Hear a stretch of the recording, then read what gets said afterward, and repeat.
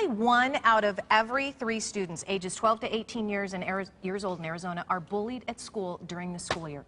Unbelievable numbers. My guest is trying to find a way to stop the bullying. Nick Lowry, former NFL player and the founder of the Nick Lowry Foundation, is joining us this morning to talk about Mrs. Stanton, our Mayor Stanton's wife, her Arizona anti-bullying. It's a movement, if you will. And you're part of it, Nick. So first of all, welcome to Sonoran Living Live. Thank you. Great to be here. Well, let's talk about this movement and the efforts behind it. It's staggering to think about what's happening between our kids out there, not just at school, but on the playground, you know, at home, everywhere. Why did you decide that this was important to you? Well, I think I've witnessed so many of my brothers in the NFL and in sports running away with the attention they have, being seduced by big corporations and colleges recruiting them, forgetting what really is important in life. Yes. And so my passion is if we can redirect this great energy, because most of them won't be pro athletes anyway, to use their success and their spotlight to reach out to the kids that are not in the spotlight. Now they learn what real leadership is about.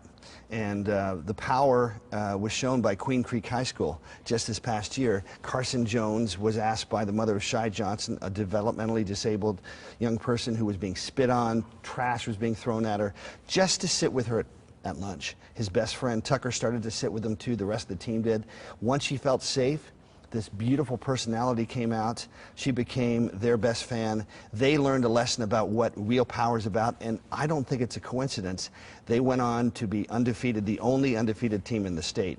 I think if we can challenge all varsity athletes to say, you know what, I'm blessed to have this opportunity, and cheerleaders. There's some great cheerleader programs now that reach out to developmentally disabled kids as an example, and honor the kids that are marginalized in schools and say, you know what, we may have the power now, but you're just as important. All kids are powerful, all kids are important. That is a permanent lesson that will affect them and bless them the rest of their lives. I am not kidding when I tell you I just got goosebumps when you told me that story. It is I mean, everywhere.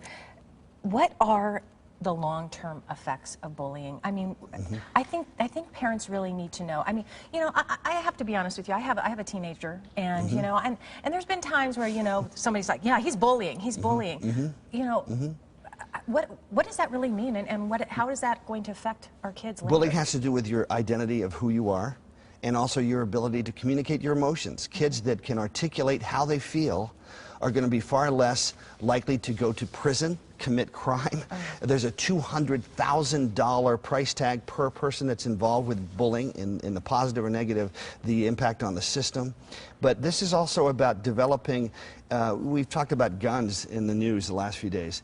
How do we get away from using guns if it isn't to teach that your greatest skill is your ability to understand yourself and express yourself in a healthy way? So it really is a movement that we all need to embrace as parents and as people in our community. The Imagine 1,000 Faces event. If you could quickly tell me about that, because we want to hear more from Marion before we leave you. Absolutely. It's April 4th at a $10 million mansion in Paradise Valley. Evander Holyfield, the new head coach of the Cardinals, is coming. It's going to be a fantastic event. You can go to nlyf.eventbrite.com, and if you buy one in the next week, you get one of these for free, autographed by myself, an NFL Kansas City Chiefs Hall of Fame poster. But most importantly, it raises money to, I think, really create the environments of true leadership and education in our schools today. Nick Lowry, thank you so much for being here. Let us give you that information. The Imagine 100 Faces event, as he said, on April 4th from 6 to 10 at a mansion, a $10 million mansion in Paradise Valley.